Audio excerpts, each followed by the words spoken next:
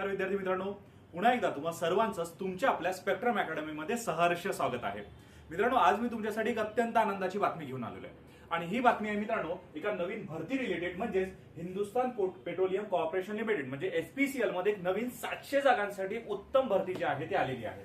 आणि यामध्ये नेमकं काय काय आहे तर लक्षात असू द्या मित्रांनो, हिंदुस्थान पेट्रोलियम लिमिटेड मध्ये 700 जागांसाठी मोठी जी भरती आहे ती घेतल्या जाणार आहे, ज्याच्यामध्ये वेगवेगळी पदं देण्यात आलेली आहे. ज्याच्यामध्ये ज्युनियर एक्झिक्युटिव्ह असिस्टंटची 10 पदे आहे, ज्युनियर एक्झिक्युटिव्हची 403 पदे आहे, इंजिनियरची 141 पदे आहे, फायनान्स ऑफिसर असेल किंवा वेगवेगळे याच्या डिपार्टमेंटचे ऑफिसर असतील, सेल्स ऑफिसर असेल, याच्यासाठी वेगवेगळी पदे जी आहे यावेळेस भरल्या जाणार आहे. आणि त्या पदांसाठी मित्रांनो पात्रता जी देण्यात आलेली आहे त्यामध्ये लक्षात असू द्या की एकतर तुमची इंजिनिअरिंग पदवी असेल किंवा तुमची कोणत्याही शाखेतील तुमचं ग्रॅज्युएशन असेल ना, तरी तुम्ही काय करू शकता, याच्यासाठी फॉर्म जो आहे तो भरू शकता. म्हणून शैक्षणिक पात्रतामध्ये म्हटलेलं आहे कोणत्याही शाखेतील पदवीसाठी सुद्धा तुम्ही अप्लिकेबल होऊन जाता. सोबतच काही पदं अशी आहेत ज्यांच्यासाठी फक्त इंजिनिअरिंग डिप्लोमा मागितलेला आहे, परंतु तुमच्याजवळ इंजिनिअरिंग डिप्लोमा नसेल तर घाबरण्याचं कारण अजिबात नाही. कारण इंजिनिअरिंग डिप्लोमा नसेल तर तुमच्याजवळ बीएससी केमिस्ट्री जरी तुमचं असेल तरी तुम्ही काय करू शकता याच्यासाठी फॉर्म जो आहे तो भरू शकता. सोबतच काही पदं अशी आहेत ज्यांच्यासाठी फक्त इंजिनिअरिंग डिप्लोमा नाही तर इंजिनिअरिंग पदवी मागितलेली आहे. म्हणून तुमचं नॉर्मल ग्रॅज्युएशन झालेलं असेल,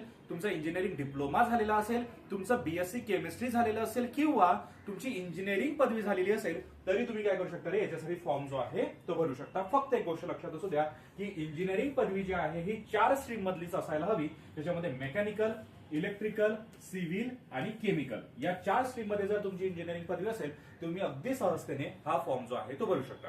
आता सगळ्यात महत्त्वाचा प्रश्न की सर याच्यासाठी एज लिमिट जी आहे ती नेमकी काय दिलेली आहे, म्हणजे अशी कोणती एज लिमिट आहे ज्याच्या माध्यमातून आम्ही जो आहे हा फॉर्म भरू शकतो.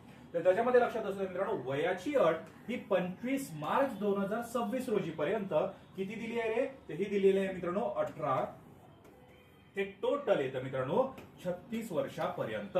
ठीक आहे, लक्षात असू द्या, कारण की वेगवेगळ्या याच्यासाठी वेगवेगळी पदं दिलेली आहे. त्याच्यामुळे तुमचं जर वय वर्ष हे 18 त्याच्यानंतरचं असेल तर तुम्ही काय करू शकता हा फॉर्म जो आहे तो भरू शकता. कारण याच्यामध्ये काही जागा अशा आहेत ज्या फक्त 12वी लेवलवर आहे, काही जागा या ग्रॅज्युएशन लेवलवर आहे. त्याच्यामुळे तुमचं 18 ते 36 किंवा तुम्ही 21च्या पुढे असाल तर तुम्ही अगदी सहजतेने काय करू शकता ऑफिसर लेवलचं पद जे आहे ते कॅप्चर करू शकता.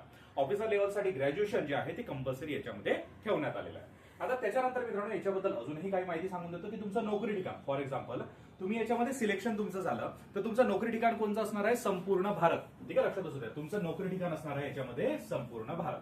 त्याच्यानंतर जनरल, ओबीसी आणि ईडब्ल्यूएस साठी जी फी असणार आहे मित्रांनो ती असणार आहे 1180. ठीक आहे, जनरल, ओबीसी आणि ईडब्ल्यूएस साठी फी स्ट्रक्चर ठेवण्यात आलेला आहे 1180. आणि जर एससी, एसटी, पीडब्ल्यूडी असेल तर यांच्यासाठी फी अजिबात नाही. आता याच्यामध्ये एक छोटीशी गोष्ट लक्षात असू द्या, मी तुम्हाला एजचा क्रायटेरिया सांगितला, त्याच्यामध्ये एससी एसटी ला किती वर्षांचं एक्सटेन्शन आहे तर एससी एसटी ला जे एक्सटेन्शन देण्यात आलेलं आहे ते आहे 5 वर्षांचं आणि ओबीसी साठी 3 वर्षाचं आहे, हे सुद्धा लक्षात असू दे. याचाच अर्थ काय की फॉर एक्झाम्पल तुमचं वय जे आहे ते आता सपोज फॉर एक्झाम्पल घेऊया की पद क्रमांक 14 साठी 28 वर्षापर्यंत वय वर्ष मागितलेलं आहे आणि तुमचं वय जे आहे ते 29 झालेलं आहे आणि तुम्ही एससी एसटी कॅन्डिडेट असाल किंवा तुम्ही ओबीसी कॅन्डिडेट असाल तरी तुम्ही काय करू शकता हा फॉर्म जो आहे तो भरू शकता. त्याच्यामुळे या फॉर्मची संधी जी आहे ती हातातून दवडू नका. सोबतच मित्रांनो याचं फी स्ट्रक्चर तुम्हाला समजलं असेल की जनरल, ओबीसी आणि ईडब्ल्यू साठी 1180 आणि एससी, एसटी, पीडब्ल्यू यांसाठी कोणतीही फी इथे आकारण्यात आलेली नाही. सोबतच अर्ज करण्याची पद्धत ही पूर्णपणे ऑनलाईन आहे. ठीक आहे, पूर्णपणे ऑनलाईन पद्धत यांनी ठेवण्यात आलेली आहे. आणि महत्वाची तारीख काय तर अर्ज करण्याची शेवटची तारीख आहे मित्रांनो 25 मार्च 2026. ठीक आहे, नुकताच हा फॉर्म जो आहे तो आलेला आहे, त्याच्यामुळे संधी अतिशय चांगली आहे. 25 मार्च 2026 पर्यंत तुम्हाला फॉर्म भरण्याची संधी देण्यात आलेली आहे. तर फॉर्म लगेच भरून घ्या जेणेकरून नंतर सर्व्हर डाऊनचे इश्यू जे आहे तुम्हाला जाणवणार नाही. आणि एचपीसीएल मध्ये आपली जागा जी आहे आतापासूनच फिक्स करायला सुरुवात करा. सोबतच तुम्हाला जर याचा टोटल सिलेबस जर समजून घ्यायचा असेल, सिलेबस पाहिजे असेल तर मला कमेंट बॉक्समध्ये तसं सांगा, मी तुमच्यासाठी सिलेबसचा व्हिडिओ सुद्धा नक्की जो आहे तो घेऊनच येईल. आता लक्षात असू द्या मित्रांनो की तुम्ही ह्या प्रिपरेशन करतच आहात, पण सोबत फॉर एक्झाम्पल तुम्ही एमपीएससीचं प्रिपरेशन करताय, तुम्ही युपीएससीचं प्रिपरेशन करताय, तुम्ही बँकचं प्रिपरेशन करताय, तरी स्पेक्ट्रम अकॅडमी तुमच्यासाठी सर्व ज्या बॅचेस आहेत त्या एकाच ठिकाणी ऑनलाईन आणि ऑफलाईन अशा दोन्ही स्वरूपात उपलब्ध करून देते. आणि तुम्ही महाराष्ट्रातले कुठलेही रहिवासी असाल तरी तुम्ही तुमच्या जागेवरूनही काय करू शकता तर या संपूर्ण बॅचेस जे आहे ते ऍक्सेस करू शकता. तुम्हाला कुठेही जाण्याची गरज नाही. कारण आपल्या ब्रांचेस ज्या आहे या मित्रांनो छत्रपती संभाजीनगर, नागपूर, पुणे, नाशिक, धुळे या संपूर्ण ठिकाणी जे आहे ते अवेलेबल आहे. तुम्ही कुठूनही तुमची बॅच जी आहे ते एनरोल करू शकता. तुम्हाला युपीएससीचा अभ्यास करायचा असेल, एमपीएससी करायचं असेल, बँक करायचं असेल, कोणतेही प्रिपरेशन करायची असेल, स्पेक्ट्रम अकॅडमी तुमच्यासाठी तत्पर आहे. आणि या बॅचेस मित्रांनो तुम्हाला ऑनलाईन आणि ऑफलाईन अशा दोन्ही स्वरूपात जे आहे ते मिळून जातात. त्याच्यामुळे तुम्हाला या संधीचं सोनं करता येतं की फॉर एक्झाम्पल तुम्हाला घरी बसून बॅच करायची असेल तर पूर्णपणे एका स्वतंत्र ऍपच्या माध्यमातून तुम्ही संपूर्ण बॅच काय करू शकता तर ऑनलाईन स्वरूपात जे आहे ते मिळवू शकता, ज्याच्यामध्ये तुम्हाला स्टडी मटेरियल सुद्धा दिलं जातं.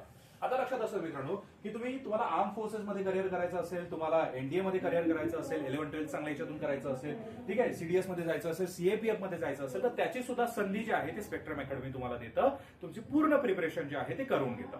सोबतच तुम्ही का स्पेक्ट्रम अकॅडमीला निवडावं, तर इथे तुम्हाला ऑनलाईन आणि ऑफलाईन दोन्ही स्वरूपात टेस्ट सिरीज अवेलेबल मिळते. इथेच तुम्हाला एक्सपिरियन्स फॅकल्टी जे आहे त्या सुद्धा अवेलेबल होतात. सोबतच तुम्हाला इथे मित्रांनो मराठी आणि इंग्रजी अशी दोन्ही माध्यमातून शिकण्याची सोय मिळते. ठीक आहे, म्हणजे तुम्हाला फक्त इंग्रजीतून शिकायचं असेल तर इंग्रजीतून शिकता येतं, तुम्हाला मराठीमधून बॅच करायची असेल तर मराठीमधून करता येतं. अशा पद्धतीत दोन्ही स्वरूपात तुम्हाला काय मिळतं रे, बॅचचा ऍक्सेस जो आहे तो मिळून जातो. त्याच्यामुळे या पद्धतीद्वारे तुम्ही काय करू शकता, तुमची संपूर्ण बॅच जी आहे ती ऍक्सेस करू शकता. सोबतच मित्रांनो इथे जे ऑलरेडी कुठेतरी लागून गेलेले त्यांच्यासोबत थेट संवाद सुद्धा आमची स्पेक्ट्रम अकॅडमी जी आहे तुम्हाला साधून देते, जेणेकरून ते ऑफिसर कसे बनले हे समजवण्यासाठी, तुमचा तो एक्सपिरियन्स जो आहे तो मिळवून देण्यासाठी आम्ही तुमच्याशी संवाद जो आहे, त्यांचा संवाद जो आहे हा तुमच्याशी साधून देतो, जेणेकरून तुम्हाला एक मोटिवेशन जे आहे ते आयुष्यभरासाठी मिळून जावं. सोबतच मित्रांनो तुम्ही जर पुण्याचे रहिवासी असाल तर पुणे शाखेला सुद्धा आपली ब्रांच आहे. जर तुम्ही सदाशिव पेठ पुणेमध्ये आपली मुख्य शाखा आढळून येते, सोबतच एक पिंपरी चिंचवड शाखा जी आहे ती सुद्धा तुम्हाला चिंचवड स्टेशनच्या जवळपास जी आहे ती आढळून येते. नंबर इथे दिलेला आहे, तुम्ही कॉन्टॅक्ट करून सुद्धा तुमची संपूर्ण माहिती जी आहे स्टेशन बद्दल म्हणजे जे आपल्या ब्रांचेस बद्दल जे आहे ते घेऊ शकता. सोबतच मित्रांनो हा व्हिडिओ जर तुम्हाला थोडाफार जरी आवडला असेल तर लाईक शेअर नक्की करा, तुमच्या मित्रांना सुद्धा रेकमेंड करा, कधी काही स्टेटसही ठेवत चला आणि हा व्हिडिओ तुमच्या जास्तीत जास्त मित्रांना सुद्धा नक्की शेअर करा. आणि चॅनलला अजून सबस्क्राईब केलेलं नसेल तर चॅनलला सुद्धा सबस्क्राईब करून घ्या. आता भेटूया पुढच्या व्हिडिओमध्ये, तोपर्यंत धन्यवाद.